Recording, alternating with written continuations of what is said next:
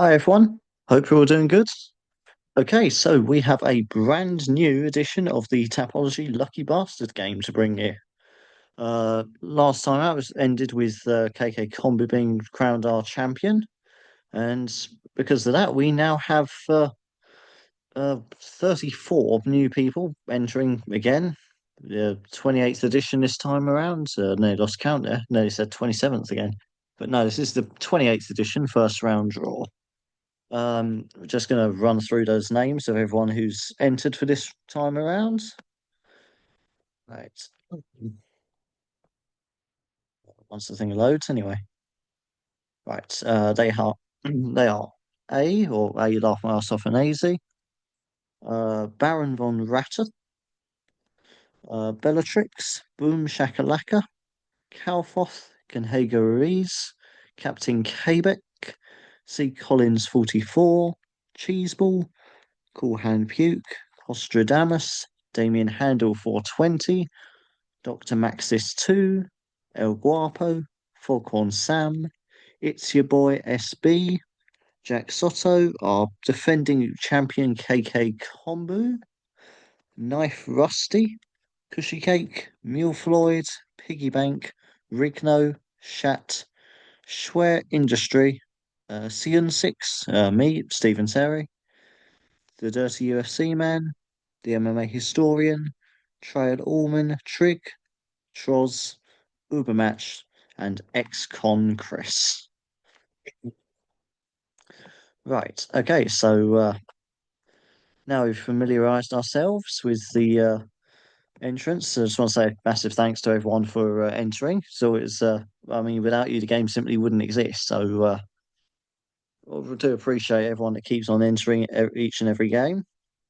And for this week, our first round, we have UFC Fight Night in Mexico.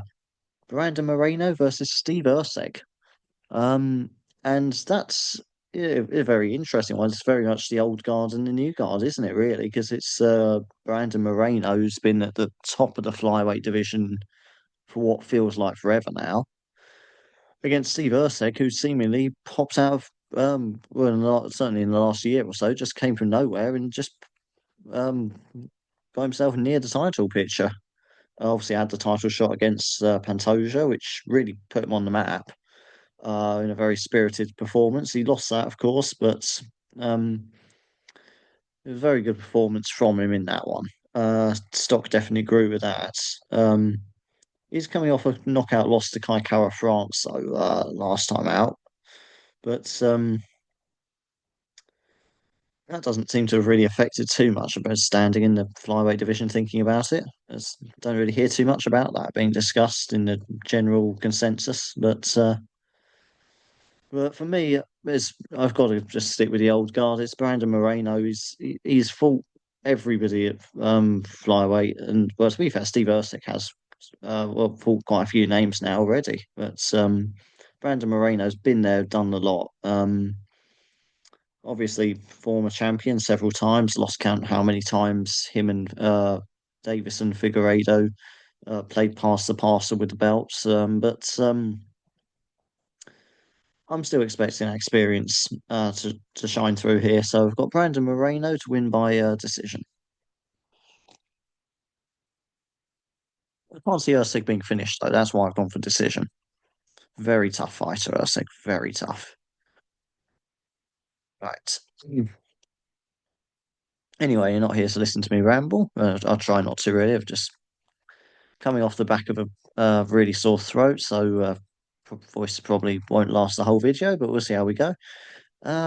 Anyway, first up for the 28th edition is A. So let's see how A gets along.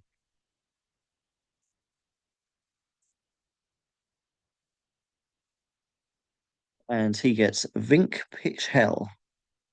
Vink Pichel there. Uh, yeah, Vink Pichel for A. And I've got his opponent Rafa Garcia to win by decision. Um, and Vink Pichel is he's a moderate underdog for this one. Uh, Currently on a two fight losing streak though, which is partly why, or the main factor why. Plus his age, 42 years old. He's not exactly a spring chicken, so definitely on the decline in my opinion. Uh, Good experience, of course, that comes with that, but particularly going over the distance in fights, as most of his wins come over the distance. But he hasn't actually had too many fights in his career, though. Even though the fights he has had have gone the distance, he hasn't really picked up that many. A 14-4 record. Rafa Garcia is more experienced at 16-4. But yeah, uh, I mean, Vic Patel was a tough fighter. Uh, So I can't see him being finished in this, but yeah, no, I can't see any way Rafa Garcia doesn't win, to be honest. Um, so there we go. That's not off to a great start in my opinion, or at least not for A anyway. Let's see if Baron von Rattus um gets a better or more favourable draw, and he gets the one of the main eventers, Brandon Moreno for the Baron von Rattus, and yeah, I see him winning that one, as I've explained in my intro. It's just his experience against the top level guys at flyweight. It's not comparable with Usyk. Usyk's picked up some good wins, but he's not. Moreno's experience is just something else entirely. Um, so yeah, it's just I can't see Usyk being finished. As I say, he's a very very tough fighter. He showed that against Pantoja. And so I was surprised to see Cara France finish him. In all honesty. But yeah, no, I can't. Moreno could. He's got the ability to, but I can't see it happening really. I think Usyk's going to weather that storm. And to be honest, I think once Moreno gets control of the fight, I think he's going to be quite happy just to uh, ride it out for another unanimous decision win. I can see him being quite content with that, and he's got the skills to just do that relatively comfortably.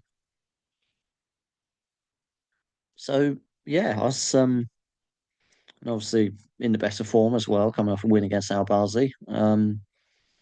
But yeah, I think that's a pretty safe one. It's probably as unconfident as I am with Vic Patel, as I probably am equally confident in Brandon Moreno. So yeah, it's a good one there for Baron von Rattus. Right, Bellatrix next to face the wheel. Let's see who the wheel's going to have in store for Bellatrix. And Bellatrix gets paired with Kevin Borges. Kevin Borges there for Bellatrix. And uh, excuse me. Right.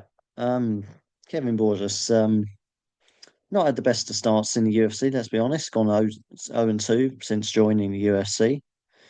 Um, got knocked out last time, but as well. And he's, yeah, like I say, I think it's just, if I'm being completely honest, I think one of the ones that will fall into the category of just uh, a prospect that just couldn't quite make the jump to UFC level. He looked good in the regionals. He was decent on the contender series, but just not quite at UFC level, in my opinion, just yet. But it might just be too soon for him, perhaps.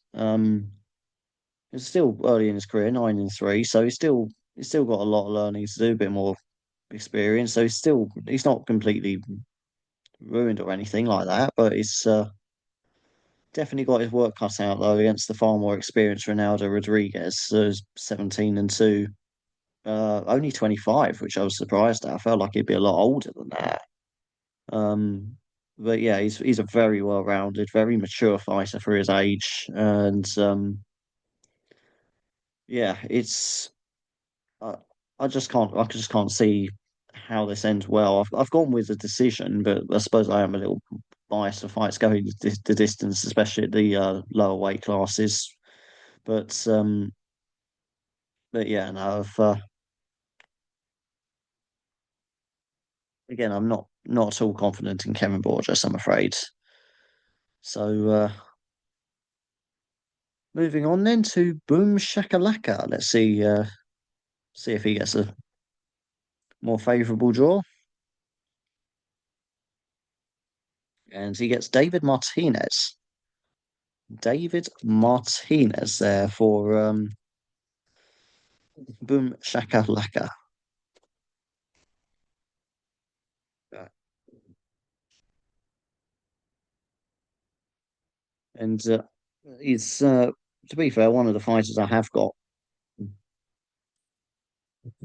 excuse me, has got a bit more faith in. I've got him to win by first round knockout in this one against Simon Oliveira. I know it's probably not pronounced Simon in the traditional sense, so I apologise for butchering the name there. Uh, but um,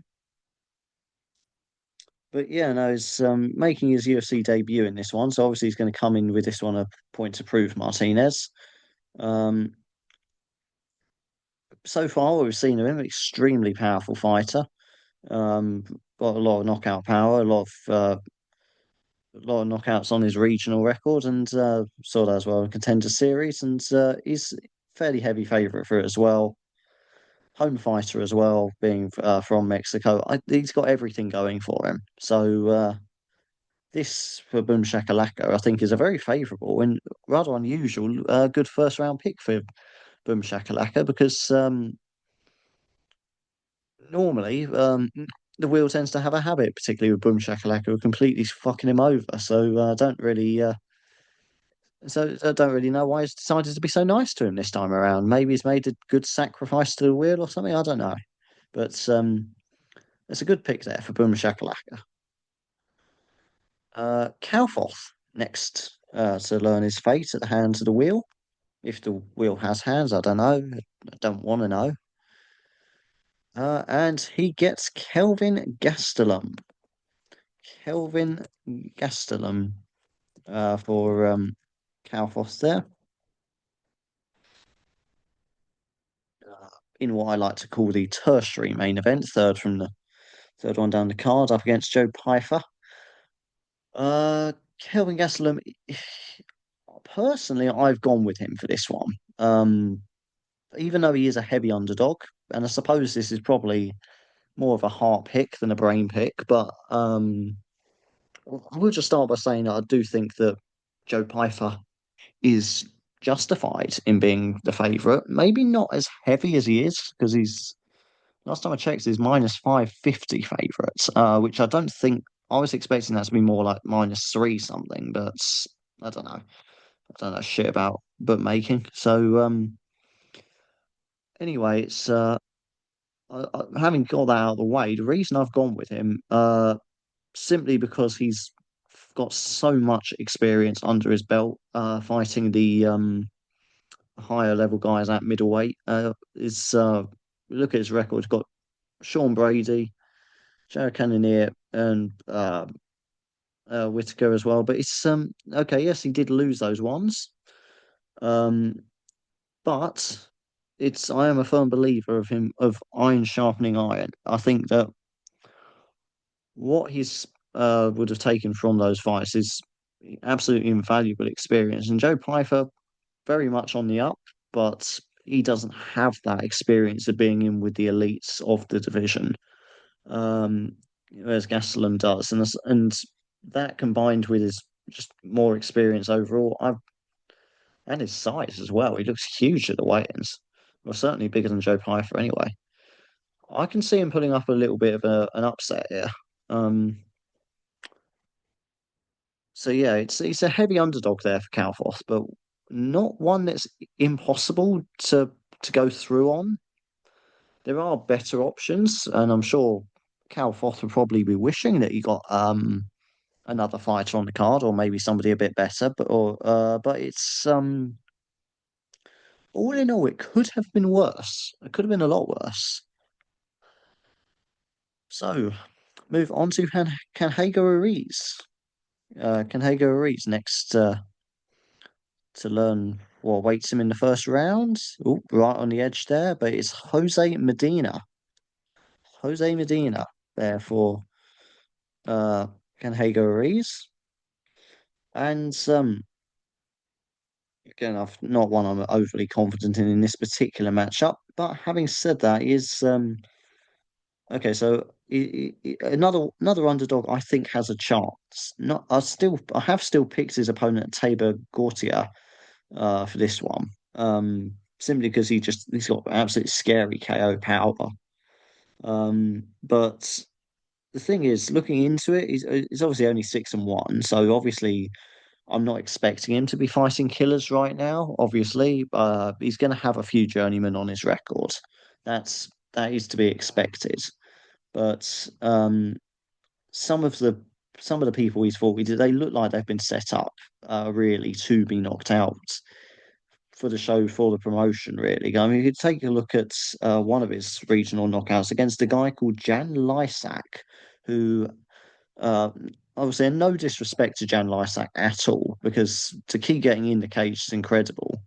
But the two wins and the 23 loss record he holds is it's not the best, obviously. Um, but obviously, huge respect for him to keep getting in the cage like that. But what I'm trying to say is that he isn't exactly world level. He's not exactly regional opponent. Let's be honest. Even for someone who's new to MMA, you'd still expect better matchups.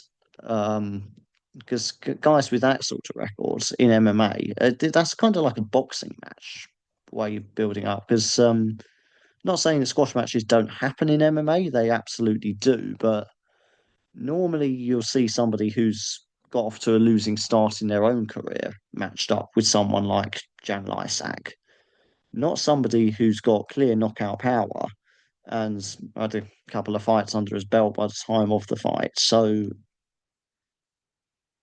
again, huge respect to the guy, and I don't know how they do it. I certainly wouldn't have the bollocks to keep doing that, but yeah, no, it doesn't set up Gautier that well, really. When you look into how he's come to be in the UFC, but did get a good KO on the contender series, so that's probably what we should really be focusing on. But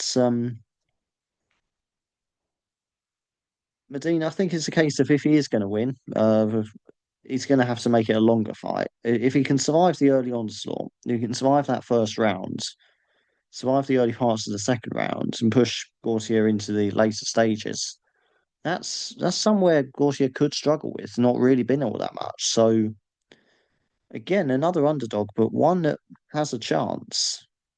Again, even if he is, um, by the looks of it on paper, being fed, coming on to a two-fight losing streak into this one, but it's yeah, not without a chance. I just got a feeling that we might just see Gautier get exposed in this one, but again, I have gone with Gautier for a knockout because that's more likely than him getting exposed, but it's certainly not impossible. Captain Quebec is next to face the wheel, and Captain Quebec has got Jamal Emmers. Jamal Emmers there for Captain Quebec, and again, so a fighter I've actually got a bit more faith in this time around. So I've gone by second round knockout against Gabriel Miranda. Um, yeah, he's coming off a loss, but so Nate Lords, yeah, Lords, we have I can never pronounce that name right, so apologies, Nate. Last time out, but he's got that knockout power in him, and did take the O of 23-0 Kushan Ashkabiliov. Again, I know I haven't pronounced that one right, so I apologise to him. But ever since that fight, I've not been writing him out at all in any of these fights. Um, as for Gabriel Miranda, um, if he is going to win, his biggest threat comes from the ground through his submission game. That's where his best path to victory lies. But can he get it to the ground without being KO'd? That's my concern because he has been of his last three losses, his last three fights rather. Sorry, he's been KO'd twice, and that's the thing. It's just against Jamal Emmers. You don't want somebody who's proven to be a little bit chinny in there with him at all. But all in all, though, I'd say that's a good pick. They've got Captain Quebec. I think we can expect to see him in the second round. C Collins 44 next to take on the wheel. Let's see who the wheel decides to match him up with. And like A earlier, he also gets Vink Pikel, who so Vink Pikel for C Collins 44 and A laugh my ass off Nazy. Again, not one of as I said earlier, not one I'm confident in at all, but simply because I just think Garcia is coming into this as the better fighter, the more well-rounded fighter. He's coming off a loss though, lost by ground and pounds against Grant Dawson, obviously. Um, but he does usually get a win one way or another, either over the distance or by submission, which is probably where his strengths usually lie. In terms of the offensive department. But again, it's Vic Patel isn't really at the same level Grant Dawson is. So it's I don't think Rafa Garcia is going to have an awful lot to worry about. Um, and I say Piquel, he's yeah, I say on a losing streak, 42 years old. There's just I'm struggling to find anything on paper really that points to him getting any kind of getting a win really. He uh, he should survive, in my opinion, but that's probably about it. That's probably, I think, the best he can hope for. If he just lives to see the final horn, that'll be, I suppose, a moral victory of sorts. But yeah, with that pick, I think the wheel has condemned both A and C Collins 44 to a first round elimination. Could be wrong. Stranger things have happened in this game. Stranger things have happened in MMA. Um, but that's just my honest opinion on that one. Cheeseball is next up to learn who he's going to be paired with. Let's see who Cheeseball's being matched with. And he's being matched with Drew Dober. Drew Dober there for Cheeseball. In the co-main event, up against Manuel Torres. Again, I've gone with Manuel Torres for this one, the third round knockout. This is a KO artist. He did get stunned last time, got knocked out himself, but he's normally the one dishing out the knockouts. Um, Dober, tough enough that he could survive, not get knocked out. I wouldn't be surprised if he can use his far more experience to survive this fight. But he has been stopped before, and he's not exactly getting any younger, is he? Let's be honest. Uh, but the experience in this one is just about the only real thing I've got going for him. So not a great pick in my opinion. So I feel the wheel's been kind of harsh this round. Maybe it's a bit feeling a bit salty after being denied another win. But I don't know. Let's see if he's going to be a bit kinder to Cool Hand Puke, who's next to learn who his dance partner for tomorrow night is. Oh, and he gets Ronaldo Rodriguez. Ronaldo Rodriguez for Cool Hand Puke.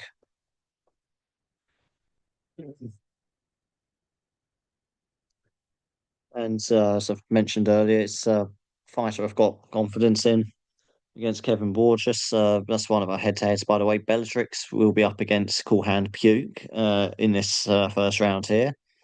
Bellatrix scores to Kevin Borges. Cool Hand Puke, Ronaldo Rodriguez. I'll try and remember who gets drawn with who, but with so many fighters, so many people in this, it's not going to keep track of them all. But I'll try and mention it where it occurs to me. But yeah. Anyways, I've got him to win by decision. Very, very uh, well-rounded and mature fighter. Home fighter too, as well. So obviously the crowd's going to be on his side, and the Mexican crowds can get very lively, very, very passionate. So they'll be right behind him for this one, I'm sure. Um, yeah, it's hard to see any real flaws in his game so far. Um, it's yeah, like I say, he's gone the distance. He's got knockout power. I haven't really, when I think of it, I can't think of any obvious flaws, and or certainly not someone that somebody like Kevin Borges should be able to expose. Who Borges, as I mentioned earlier, had a bit of a rough start to his UFC tenure, but this is just going to be. I think it's going to be a fairly easy night for Rodriguez, to be honest. So in that head-to-head, I can see Cool Hand Pugh getting the better of Bellatrix and Kevin Borges. But let's see if Costradamus is going to be one of our lucky bastards heading through to the second round.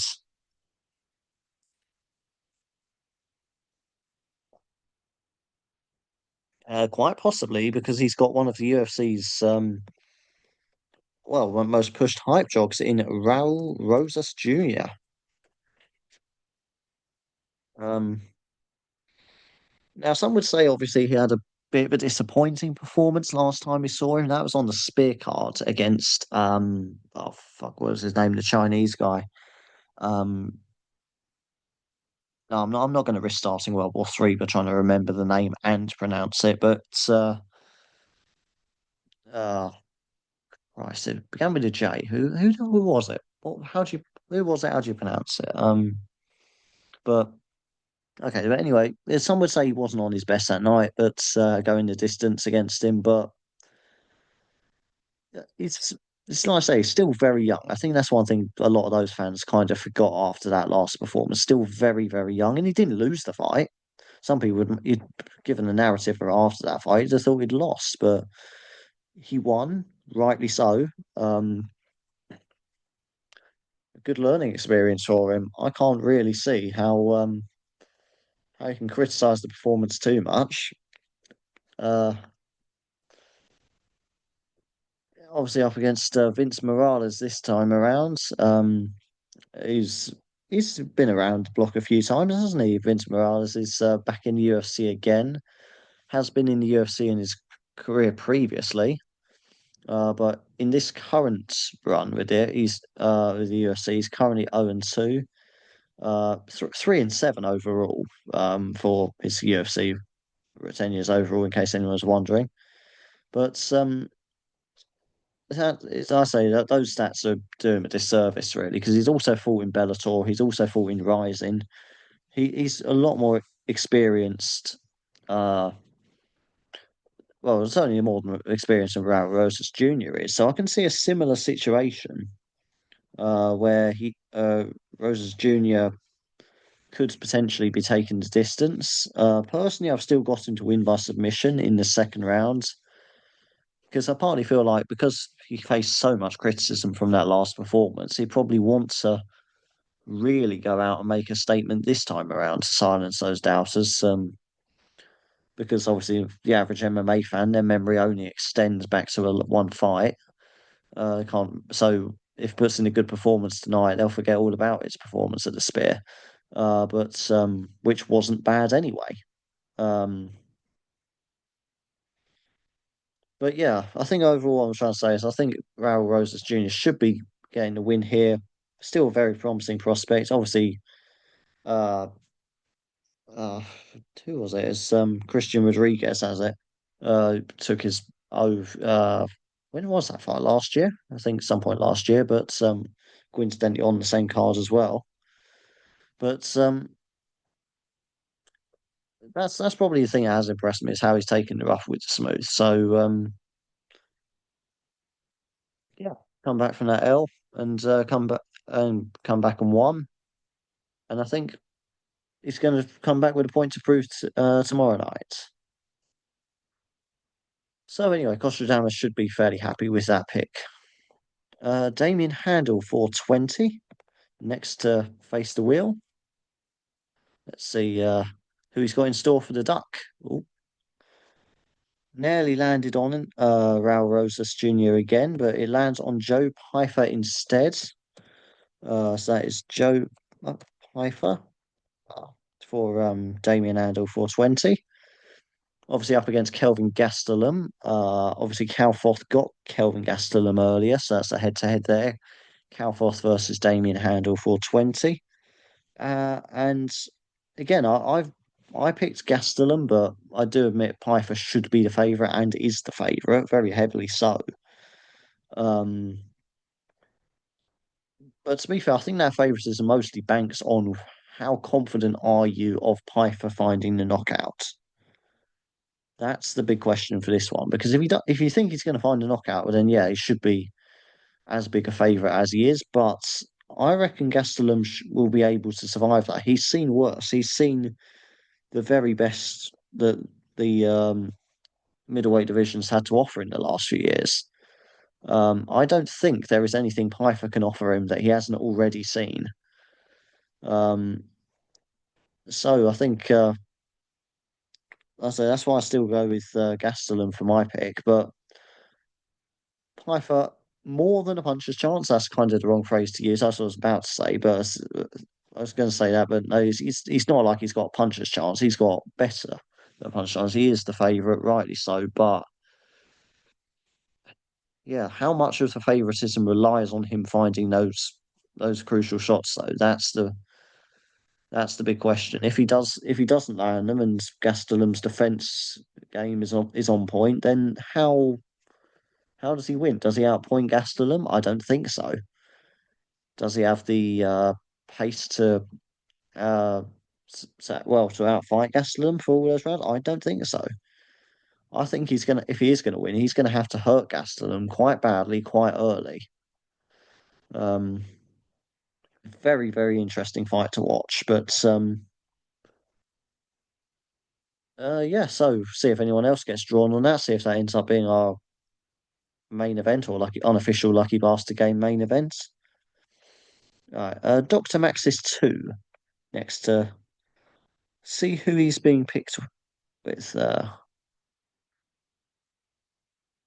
He gets Gabriel Miranda. Gabriel Miranda there for uh, Dr. Maxis 2. And that's not one I'm overly confident in. Obviously, I've mentioned Jamal Lemmers. Captain Quebec was drawn with Jamal Lemmers earlier. So Dr. Maxis 2 versus Captain Quebec is another head-to-head we've got going on here. And yeah, to be honest, I think Captain Quebec's definitely got the A side of that draw with Jamal Lemmers. I'm going to focus on obviously Miranda, the one that's obviously just come up. But as I mentioned earlier, if he's going to win, his best shot is to keep it on the ground. Maybe try to find a submission. Um, well, obviously that's ideal, but I mean, if you can control it on the ground, that's obviously a good start, or at least neutralize the striking of Emma's the best he can by doing that. Maybe wear Emma's down as well. But can I see him doing that? I just can't. I just can't see him doing that. In all honesty, that's his best path to victory. But when you think of like, okay, how could this fighter win? What's their most likely way of winning? How likely are they actually pull it off? I don't, and I just can't see it happening. So I think Damien Handel, not Damien Handel, Doctor Max's 2 is rather sorry. Dr. Max's 2 is Gabriel Miranda is going to need a little bit of luck to get through to the second round.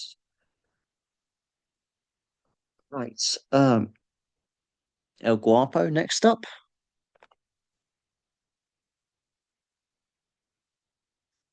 see. And oh, well, there we go. Another one joining the rather intriguing Gastelum Pfeiffer fight.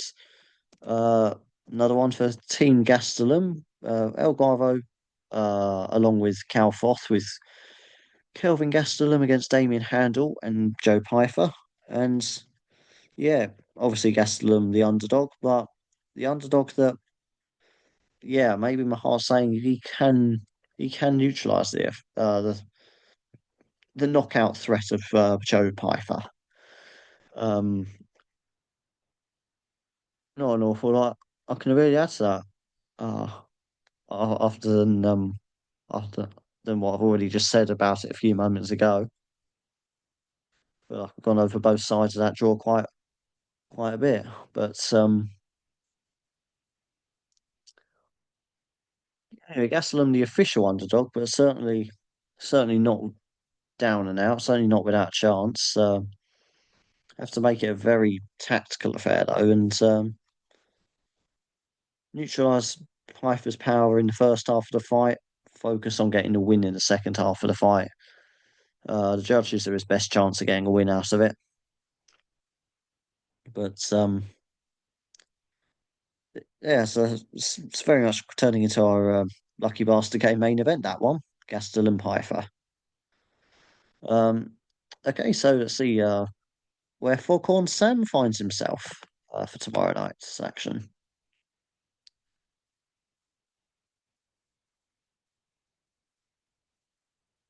And so we have a new fighter this time around, Austin Hubbard.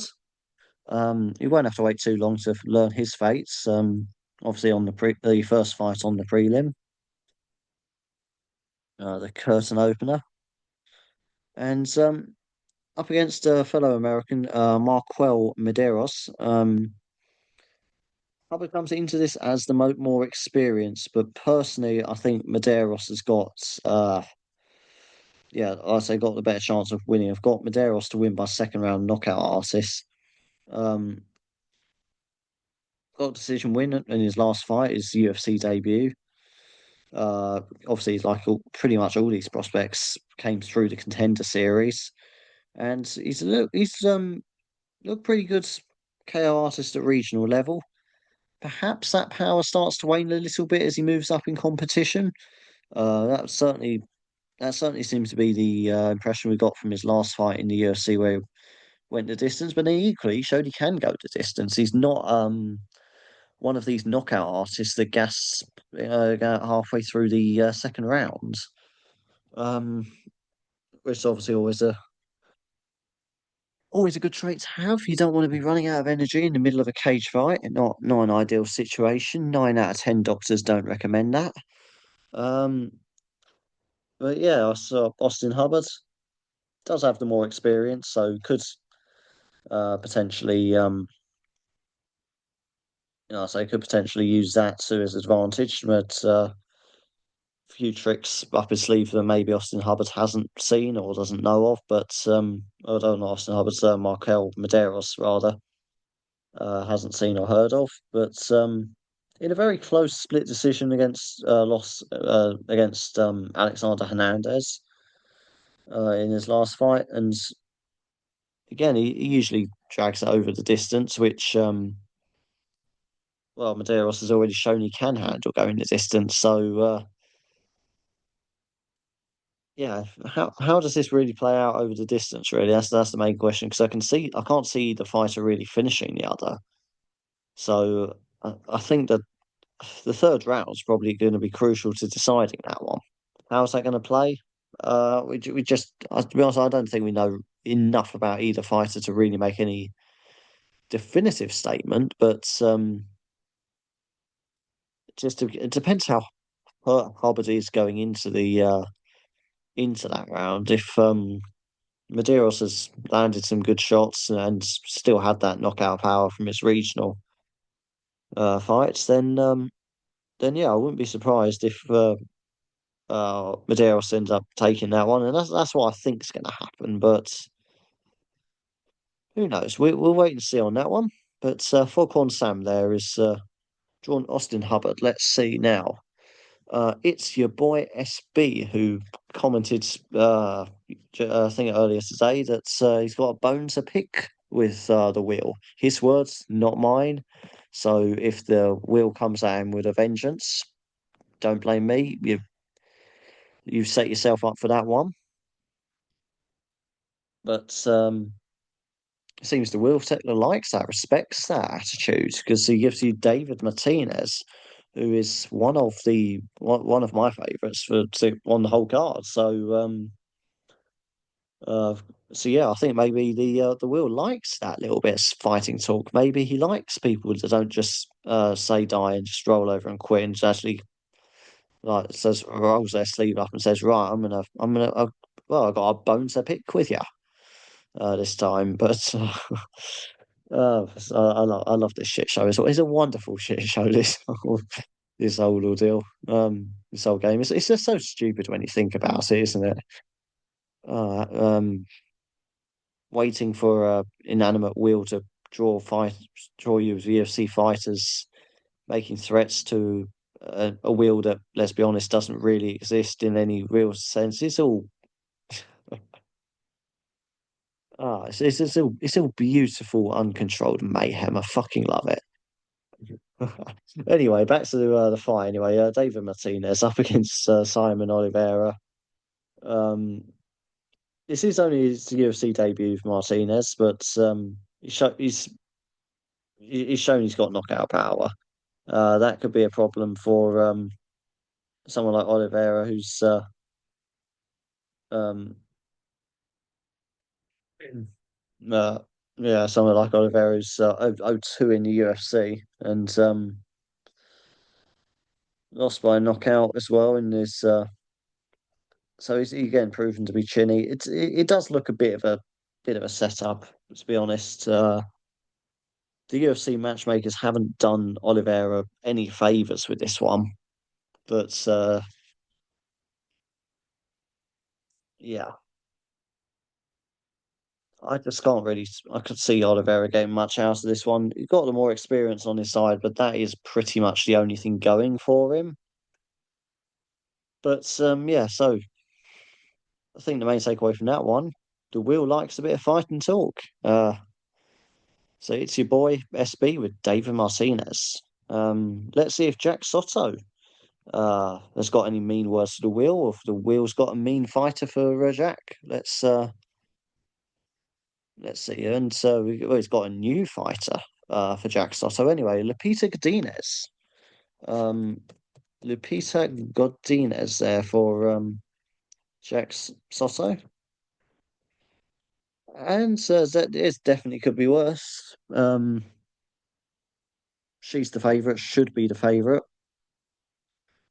Um, I cannot spell Godinez for the life of me. Godinez. I know I've not spelled that right, so apologies when it goes back to the Excel sheet and you will see that horrific spelling. But anyway, yeah, she should be the favourite up against Julia Pilastri, who's she's well, she's making a little bit of a name for herself in the strawweight division, but not exactly blowing the competition away. 1-1 with a split decision win over Corey McKenna. Which to be fair, it was close enough that I can't be too mad with the decision. But personally, I was expecting McKenna to win that one. Maybe I'd have to go back and rewatch it, rescore it, see who really won. But I can accept that. It was close enough fight. You can't be too mad with that. And again, her only other loss in the UFC was against Josephine Knudsen, who again that's a very tough one for your UFC strawweight debut. So she's done pretty good. Given that the UFC haven't exactly helped her out in terms of the matchmaking, but they certainly haven't done her any favors at this one. Godinez, she's been fighting some of the best in the division. She's on a losing streak at the moment, but that's against Mackenzie Dern and Verna Jandiroba, who are two well, sort of contenders to fringe contenders in the strawweight division. Certainly in the rankings anyway, and um, Palustri just isn't at the same level as the likes of Mackenzie Dern and Werner Jandiroba. So, um, again, it's a bit of a bounce back fight for Lupita Godinez, and I think that's exactly what Jack Soto would want to hear because a win for her means a ticket to the next round for him. Okay, so we come to our reigning defending Lucky Bastard Game champion, KK Kombu. Let's see who KK Kombu gets to start his defense. Will he have much of a defense?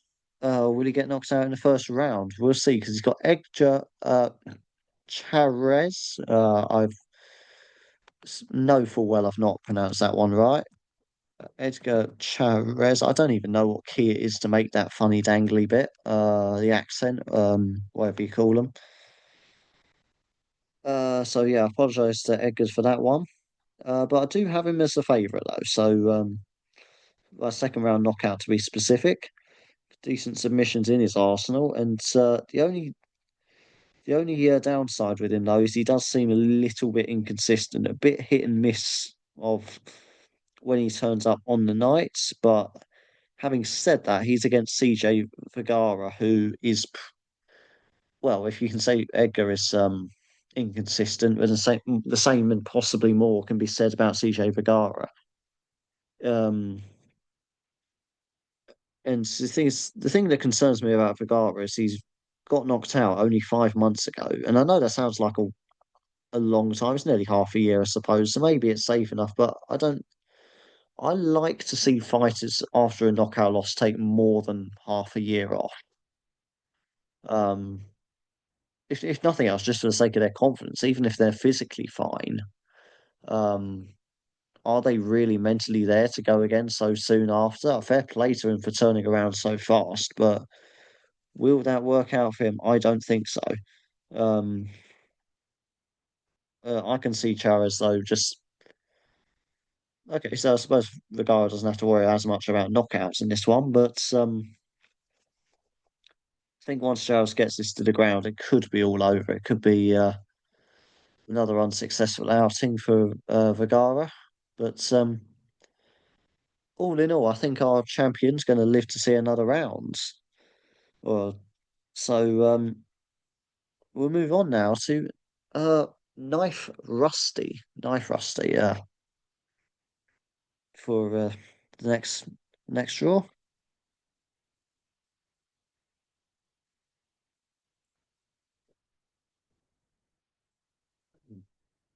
And he gets Christian Rodriguez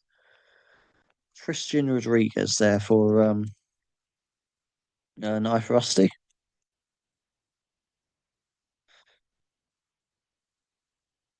I've got him to win by decision. Um, that's how most of his fights go, to be honest. He usually takes them over the distance, beats them. That's how he took Raul Rosas Jr.'s O. In his he was submitted though recently by Julian Erosa. Not his last fight. He's been very active, to be fair. Two fights within the last 7 months. But so I suppose I do like to see that. Obviously, as long as the results are going their way, of course. But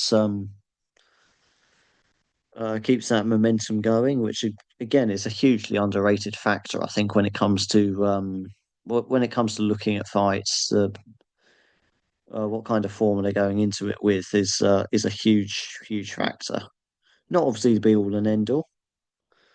Um, it is a tough fight for him though, and he'll need all the momentum he can get because he's up against Melquizael Costa, who is really starting to make himself at home in the UFC, isn't he? He's very well, it's because I think it feels like it was only what last year, must have been only last year we first saw him in the UFC, and now it feels like he's had I don't know 5 or 6 fights now in the UFC. I'm not 100% sure, but he's another one who's been very active as well. So um and Yeah, it's I say comes in with good experience with 22 wins, 7 losses, compared to Rodriguez's 12-2 record. So he certainly has the advantage in that department. So he's certainly not going to be out of his depth. I wouldn't have thought against Christian Rodriguez. Um, but or not too far out of his depth anyway. But I think on if he's on his form now, I think Rodriguez wins this very quite or should win it easily if the best version of Rodriguez turns up. He should take that one. Okay, so we move on to Cushy Cake now. Uh, let's see who Cushy Cake's going to be paired with.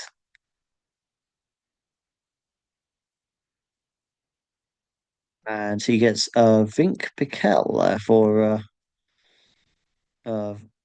Cushy Cake, along with C Collins 44 and A earlier. And as I've mentioned, I can't see any way Vink Pikel gets through this. He's I say he can go the distance. That's about it though. He's just 42 up against Rafa Garcia, who's more experienced than him, 12 years younger at 30 years old. He's got the, I say, he's got the home side to on his side as well, being the home Mexican fighter, which on these international cards does make a huge difference. We can't ignore the facts there. It does. Um, if you take a UFC card to England, you're gonna they're gonna root for the home fighters. Well, sometimes anyway. Sometimes we don't. But we take a car to Brazil, they're going to root for their fighters there. It's just natural, and the Mexicans can be a very passionate fan base. So they're going to be right behind Garcia, I'd have thought, and that partly contributes to his favoritism. So, but to be honest, I think even if they're in Pakel's back garden, I can still see him winning this fight. Um, yeah, not the best matchup, really. Let's be honest. Sometimes I feel like the UFC could probably do a little bit better with their matchmaking. I don't know. Maybe I don't know. Maybe it feels like they've got some kind of narrative of it. I mean, obviously, they've got narratives. So, um, there's certain fighters they want to see become more successful for marketing purposes, naturally. But yeah, just like I say, just seems like they don't particularly want Piquel to win, nor are they giving him much of a chance to of really putting him in a fight that he could potentially win. But I don't know. That's just me being cynical, I suppose. But yeah, that's not.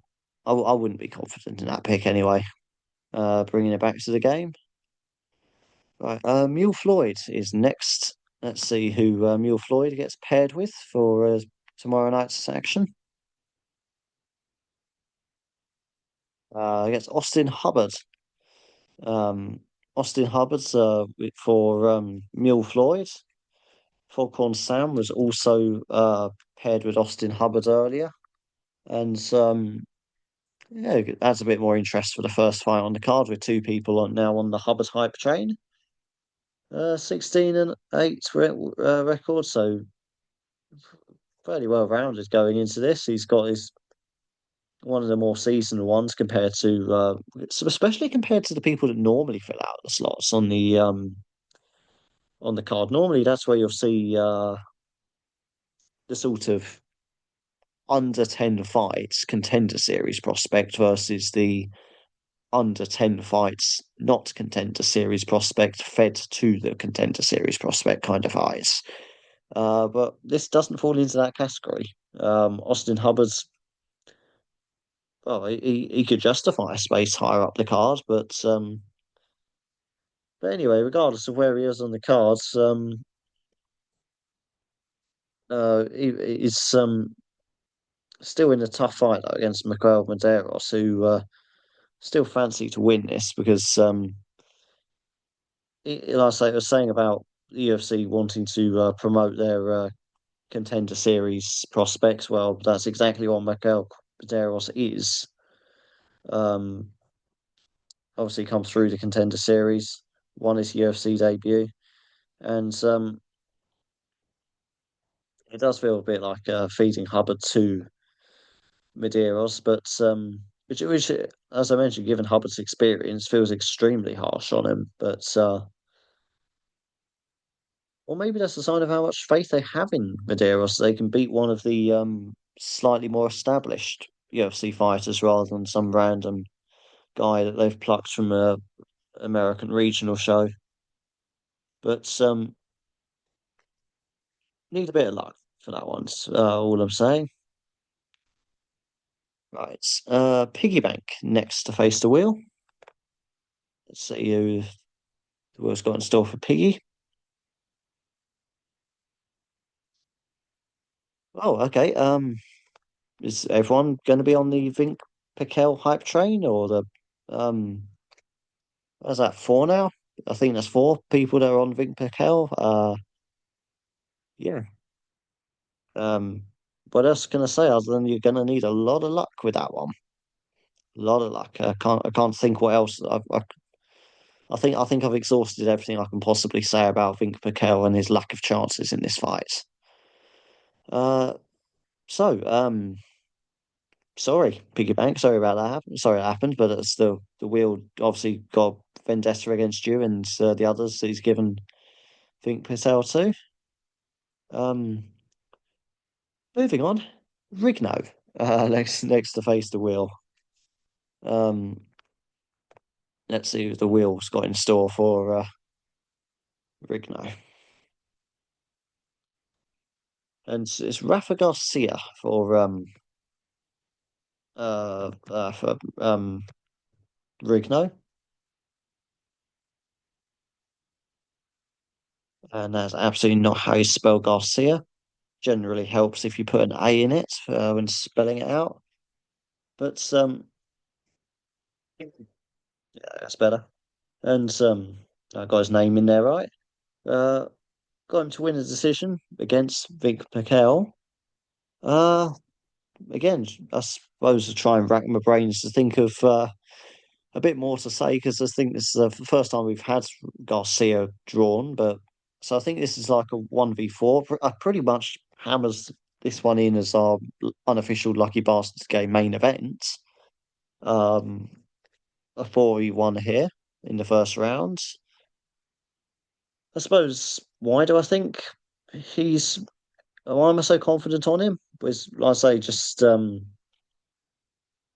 obviously coming off the loss against Grant Dawson, but Grant Dawson is miles ahead of Vink Piquel in terms of where they're at in their careers and ability as well. But Garcia is good on the ground, and if you can't find a finish there, the way he fights, it's very judge friendly. It's quite and so when he doesn't find a win there, he usually does find it on the judges' scorecards. So even if Vink Piquel does survive the submissions, um, still loses on the cards anyway. But anyway, I think Rignos would be delighted with that one, given how much I've shit on Vic Piquel, which whenever I shit on a fight like this, no disrespect at all. I'm just, and if you do prove me wrong, fair fucking play to you. But it's going to be an uphill battle. I'm just giving my opinion here that I think it's the UFC does make a few mismatches, and this is one of them. And unfortunately for him, he's on the wrong side of that mismatch. But if we do see an upset, it will be that an upset. Mm. It'll be yeah, very unexpected. Um, anyway, moving on to Shat now. Uh, let's see who the wheels got in store for Shat, and also with Brandon Moreno, they're one of the main eventers. Um, obviously the main eventer, in my opinion, was going to walk away with the win most likely. He's just got absolute wealth of experience at the top end of the flyweight division, and coming up against Steve Erceg, very very tough guy, very hard to finish. Always puts in a fight. Never. He's got no quit in him. So even when he does get stops, like in his last fight, he was fighting right until the end, and if give him as I'll say it's one of that's probably his best attribute really is the heart because I mean it's which I'm not saying obviously your fighters don't have heart, but there are some that don't. Uh, so and that's half the battle really, half the psychological battle. Um, you can be as technically skilled and as well rounded or as powerful as you want, but if your heart ain't in it, you ain't winning. But so you can't fault Urseg for that at all. Maybe that could be enough to bring him through for a shock win here, but I don't know. I don't think so personally. Maybe if we revisit this fight in a few years' time, maybe if in a few years down the line there's a rematch between Moreno and Urseg, we could see a very different result. But as it stands, I think Moreno takes this one relatively easily.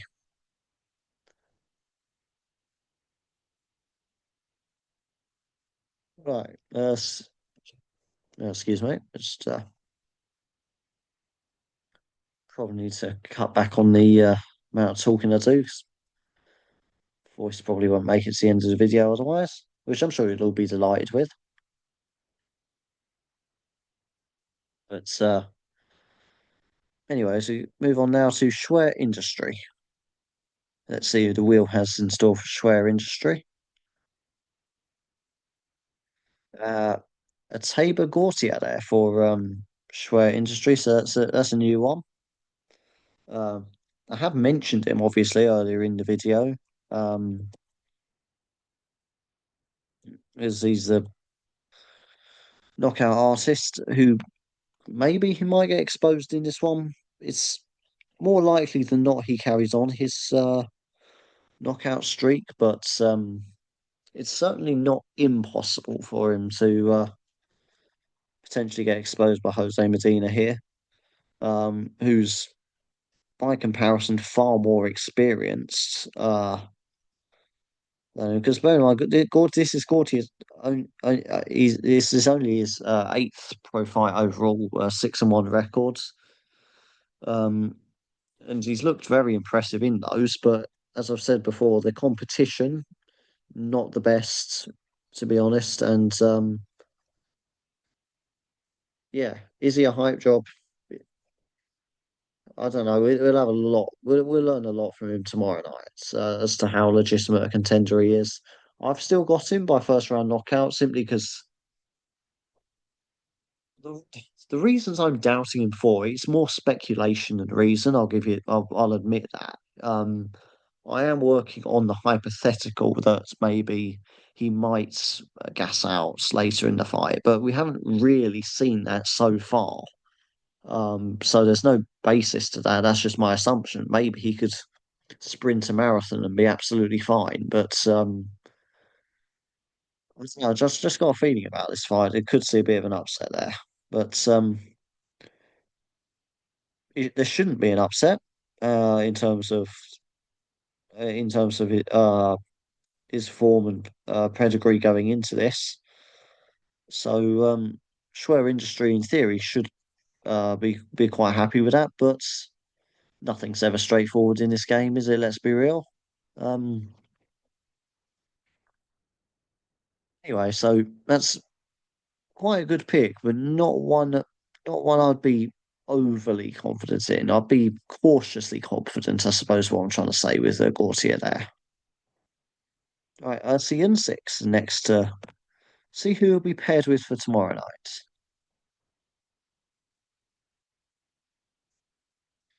I guess Kelvin Gastelum. Kelvin Gastelum. I feel like that's probably the third time I think Kelvin Gastelum's come up in this, and again, another one who's the underdog, but one of the underdogs that I personally am taking in my prediction. Uh, as I've mentioned before, Joe Pyfer has got that knockout power, but I say, is he going to be too reliant on that? That's my main concern. But I just don't see that there's anything that he can offer Gastelum that he wouldn't have seen against the likes of Cannonier, Gastelum, Sean Brady. It's uh, yeah. There's just obviously Adesanya as well. There's not really yeah. I just don't understand how Pfeiffer is as big a favourite as he is. He should be the favourite, give based on recent form, as I mentioned with momentum earlier. Momentum is definitely on Pfeiffer's side for this one, but yeah, especially seeing him at the weigh-ins as well. I just can't shake how the feeling of seeing Gastelum looking so much bigger, so much more muscular than Joe Pyfer. They almost look like Joe Pyfer almost looked like a welterweight in comparison. Um, so I wouldn't be surprised if the underdog Gastelum actually ends up going through here, and CN6 will certainly be hoping so too. I reckon. Well, of course, I reckon, of course, he bloody will. He's got Calvin Gavin. God, I didn't think about that. Not an ounce of thought went into that quote, did it? But yeah, no, of course, CM6 will be hoping Gastelum wins. Fucking donut. All right. Anyway, it's me up next. I'm going to learn my fate. I wonder if I'll hope to get through. I do hope to get through, but let's see if I'm going to get. Okay, Edgar Charis is not bad. Could be better, could be worse. Um, I've got him win by second round sub, so I suppose one of the better ones that I've written down against CJ Vigera. As I mentioned, just a little bit unreliable at times, but um, so CJ Vigera, and overall, I just have far more faith in Edgar's ability than I do in Vigara's. So I'm going to count myself quite lucky with that pick. Um, I think if it ends up on the ground, Vergara could find himself in trouble, especially um, yeah, like I say, especially if the Mexican crowd get behind Chares, and that psychologically could spur him on quite a lot. So, would let's be fair again, like I've mentioned, on I think a couple of the other fights, I think even if you go into Vergara's back garden and have this fight, he still wins anyway. So all in all, I'm quite fancy my chances of getting through to the second round. Okay, the dirty UFC man next. Learn his fate.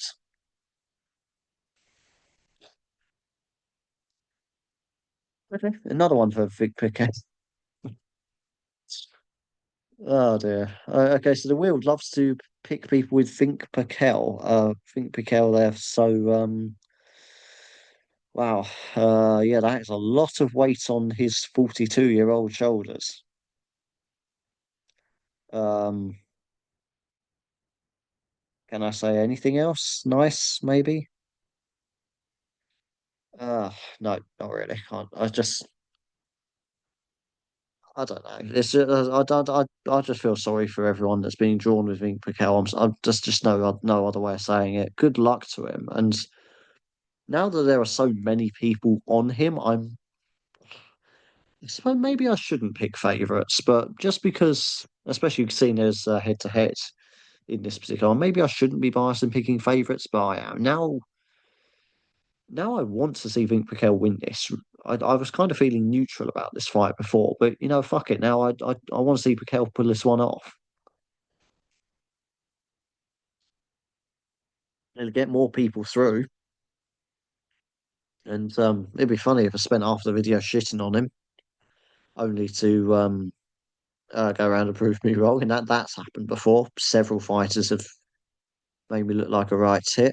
So be great if I'm wrong, and Mikel does pull it off. But all I'm going to say for that one, for Think Mikel, everyone else that's been drawn with him, including the dirty UFC man, good luck. Right, the MMA historian.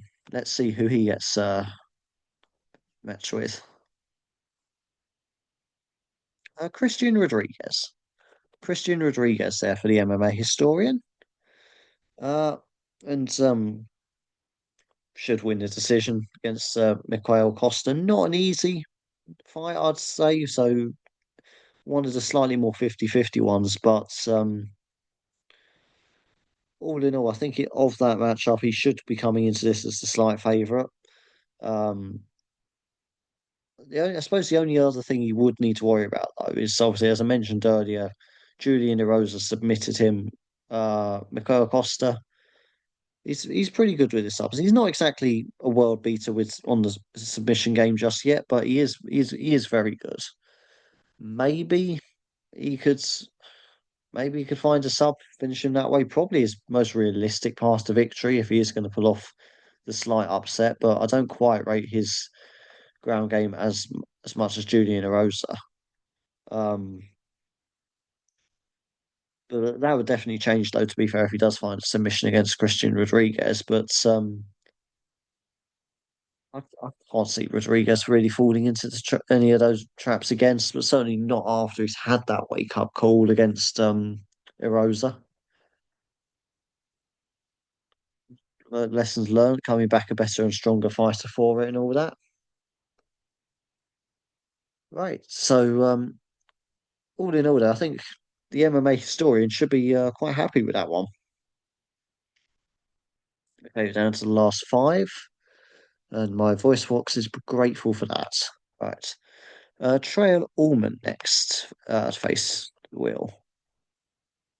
Let's see who Trail Allman gets. He's gets Vince Morales. Vince Morales, there for Trail Allman. New fighter, that makes a change. Uh, and up against Raul Rosas Jr.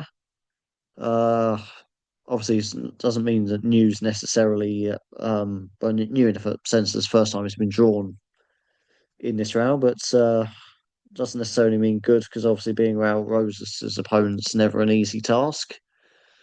Um, does have the more experience, 16 wins, 9 losses, but again, as I've mentioned with a few of the other fights here, it does look a bit of a little bit of a setup. Because obviously they don't really want Rosas Jr. losing again if they can help it. They will definitely. If you look at the social media, it becomes quite blatant which fighters they have a bias towards, and for his age, yeah, Raul Rosas is Jr. definitely being pushed far more than some of the others. Um, and to be fair, yes, he does have a ton of natural ability to make up for it because he's one of these new wave of fighters that have really sort of grown up training MMA, mixing it all in. He's grown up on modern MMA.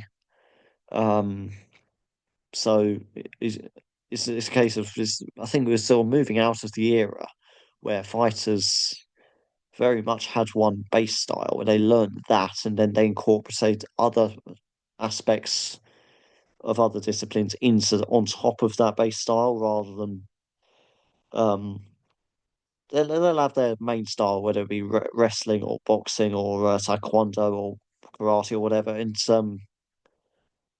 there'd there'd be there'd be that kind of fighter with the others on top. Whereas Raul Rosas Jr. is very much the new generation where they sort of learn it all in MMA. They just learn MMA, mixed martial arts, all together. So a much more blended product.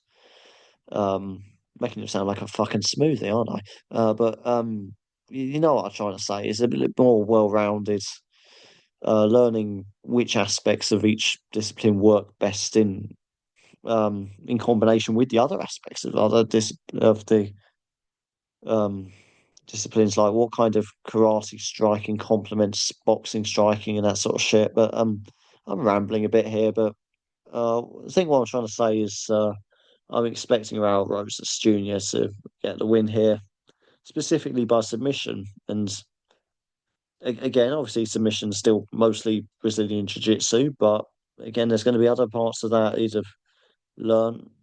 Um, Obviously, uh, quite a few of his takedowns very judo-esque in their way. For instance, well, I mean, obviously, we can always do what he did. Who's that guy you just need in the fucking bollock to bring him down? I've forgotten his. Da, da, da, da, da. Val Woodburn, was it Val Woodburn? I think, yeah. Uh, so I mean, obviously that always works. I mean, if anything's legal, if the ref don't see it, isn't it? But what I'm trying to say is, Raul Rosas Jr. He should win this. Let's be real. He should win this. That's why he's being pushed by the UFC so much, and that's why he's found himself on the favourable side of um not necessarily a layup. Morales is a good opponent, but a very good opponent, but one that Rosas should be the favourite in this. Right. Okay, so on to Trig now. Let's see if Trig gets drawn up against, or drawn with rather, gets Julia Pilastri. That's another new one. Obviously, we had who was it that had Lupita Godinez?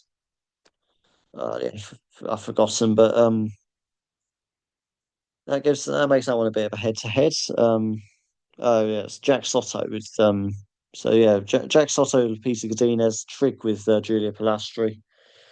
Um, and us Godinez is just levels above a good couple of levels above Pilastri at the moment. Pilastri's not been bad given her start in the UFC, but she is still finding her feet in the promotion against someone who's already been in there with some of the best that the division has to offer. It's again another mismatch. Another. I mean, so it's not going to be a mismatch in this in terms of. I'm not expecting Godinez to finish the fight. I'm expecting it to be judging by the records, very close. But um, Godinez is 12-5. Julia Pilastri is actually 13-4. So Pilastri actually, if you're going by the numbers, comes into this with a better record. But I don't think that's going to be how this really plays out. I think we're going to. It's to quote Indiana Jones. It's not the years, it's the mileage. And in any case, it's only a fight or two in between it anyway. But Trig and Julia Pilastri got their work cut out if they're going to see the second round of this one.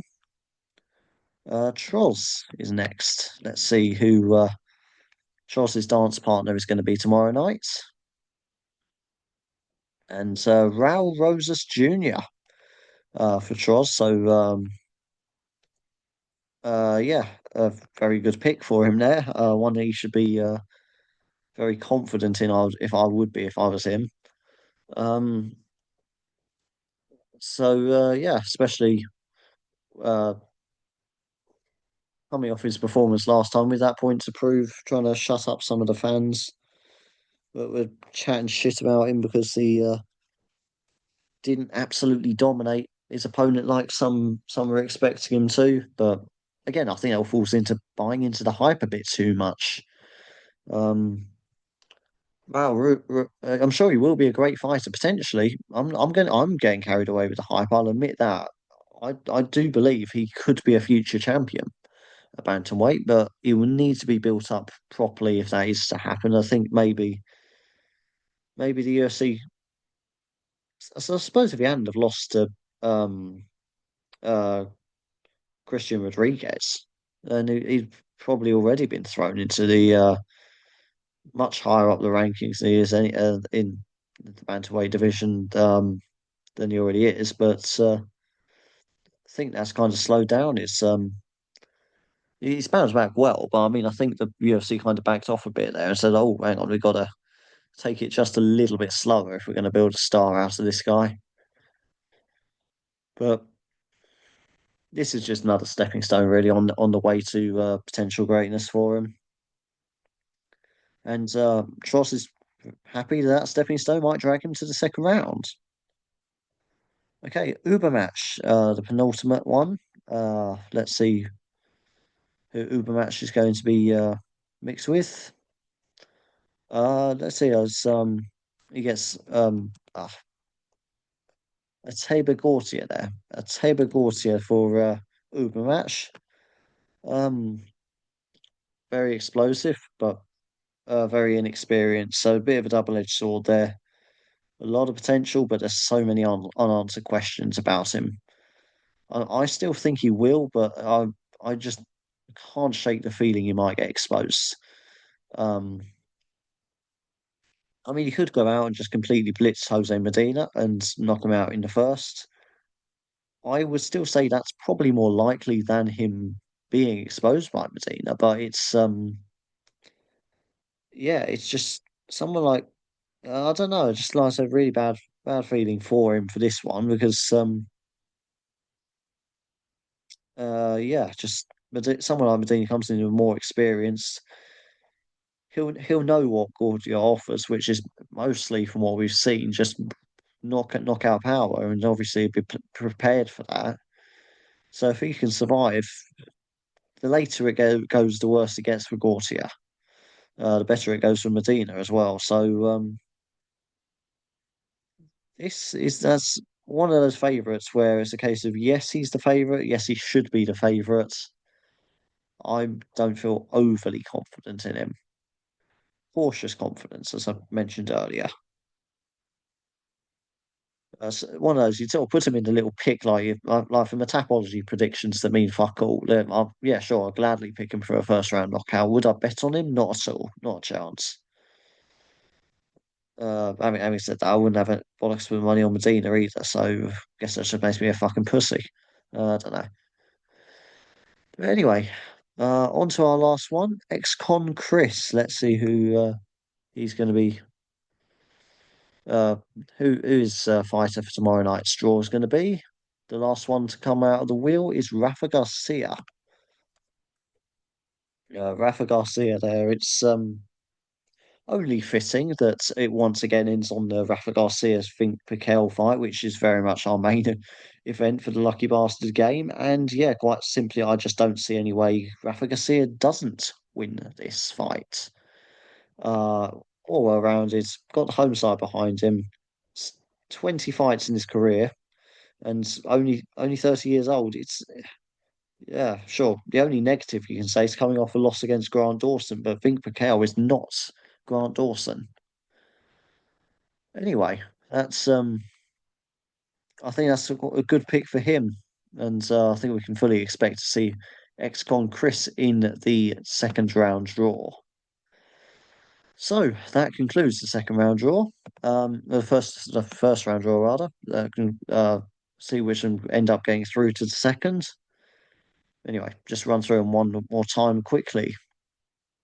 I won't try and do all the detective work of who's fighting who and all the different permutations, but here they are. We have A laugh my ass off and AZ with Vink Piquel, Baron von Rattus with Brandon Moreno, Bellatrix with Kevin Borges, Boom Shakalaka with David Martinez, Kalfoth with Kelvin Gastelum, Canhego Ariz with Jose Medina, Captain Quebec with Jamal Emmers, C. Collins 44 with Vink Piquel, uh, Cheeseball with Drew Dober, Cool Hand Puke with Ronaldo Rodriguez, Costradamus Raul Rosas Jr., Damien Handel 420 with Joe Pfeiffer, Dr. Maxis 2 with Gabriel Miranda, El Guapo with Kelvin Gastelum, Foghorn Sam with Austin Hubbard, It's Your Boy SB with David Martinez, Jack Soto with Lupita Godinez, KK Kombu with Edgar Chares, Knife Rusty with Christian Rodriguez, Cushy Cake with Vic Paquel,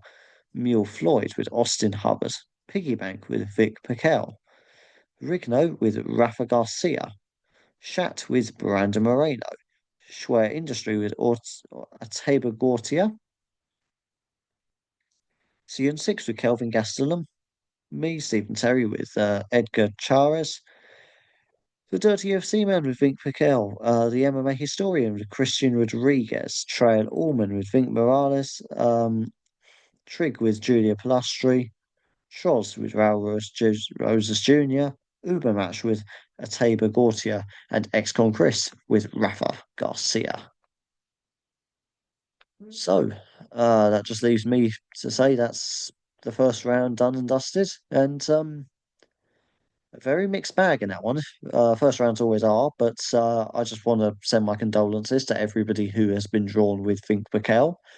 But good luck to Pink Mikel personally. Fuck it, neutrality goes out the window now. I hope you win because there's so many people on yet, and it would be so funny just to see it after I've completely written you off so many times, so you go and prove me wrong. So I raise my glass to you, Vink Piquel.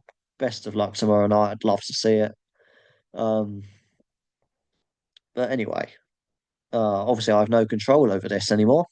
It's all down to these fighters now and their performances. So all that leaves me to say is good luck to everyone. Uh, good luck with your picks on Tapology. If you've got any bets on this card, which I'm sure a lot of you do, um, good luck with those. And until the second round, so long for now.